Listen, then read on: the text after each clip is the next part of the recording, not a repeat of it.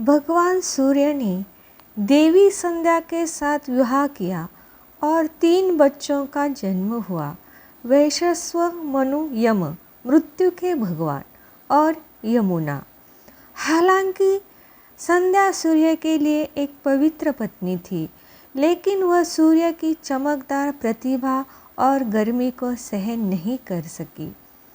इसलिए वह सूर्य की प्रतिभा का सामना करने के लिए, आवश्यक शक्ति हासिल करने के लिए तपस्या करने की इच्छा भी रखती थी, या अपनी तपस्या के परिणाम स्वरूप हासिल की गई अपनी प्रतिभा को भी आगे बढ़ाना चाहती थी।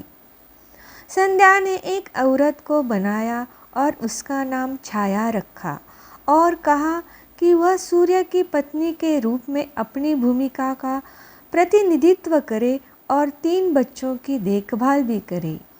हालांकि वह सूर्य भगवान के लिए अपनी योजनाओं को किसी के सामने प्रकट नहीं करना चाहती थी, इसीलिए वह तपस्या करने के लिए जंगलों में चली गई। चूँकि छाया बहुत साधारण रूप से मिलती जुलती थी, सूर्य भगवान उस पर संदेह नहीं कर सके।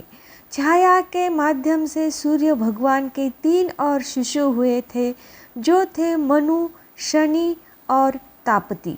इसलिए शनि को सूर्य के पुत्र और यम का भाई कहा जाता है।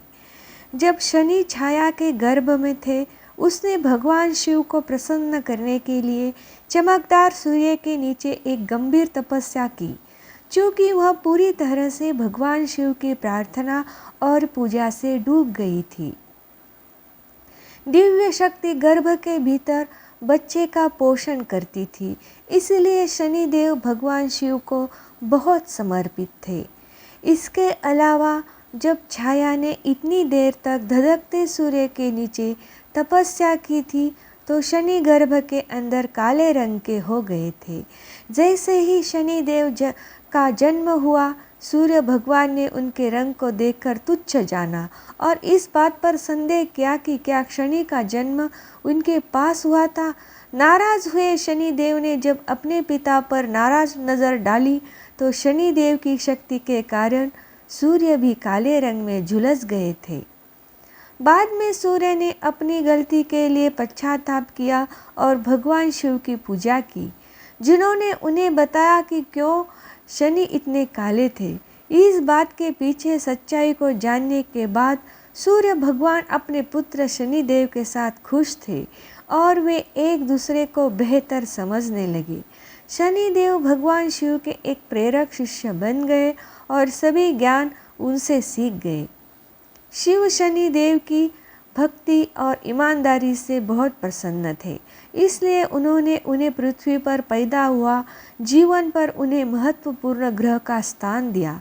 उन्हें लोगों द्वारा किए गए कर्मों के प्रभावों को वितरित करने की जिम्मेदारी दी गई थी। शनिदेव बेहद उदार भगवान है। हालांकि कई लोग उन्हें क्रूर रूप में देखते हैं। वह अपने भाई यम, मृत्यु देवता की तरह इतने न्यायप्रिय है, इसलिए वह लोगों द्वारा किए गए कार्यों के अनुरूप सही प्रकार के परिणाम प्रदान करते हैं।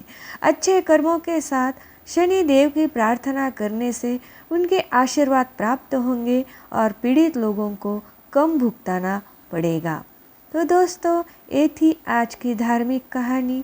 आपको कैसी लगी मुझे कमेंट बॉक्स में बता दीजिए, लाइक कर दीजिए और चैनल को सब्सक्राइब कर दीजिए, क्योंकि मैं आपके लिए ऐसी धार्मिक कहानियाँ लेके आऊँगी। धन्यवाद।